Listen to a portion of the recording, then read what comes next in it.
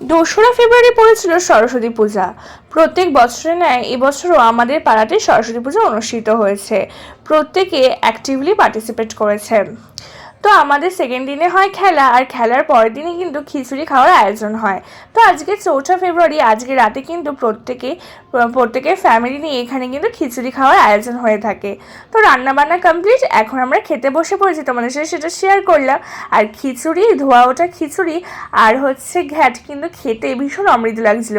আর তোমরা প্রত্যেকেই হয়তো জানো যে আমি কিন্তু খিচুড়ি খেতে ভীষণ ভালোবাসি।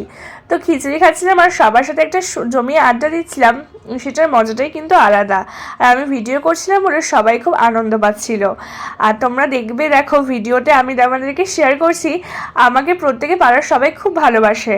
আর ওরা আমি চাটনি খাবো না বলছি, আর ইচ্ছা করে সবাই আমাকে দেওয়ার জন্য খুবই জোর করছিল। তো আমার ভিডিওটা কেমন লাগলো অবশ্যই জানিও কমেন্টে।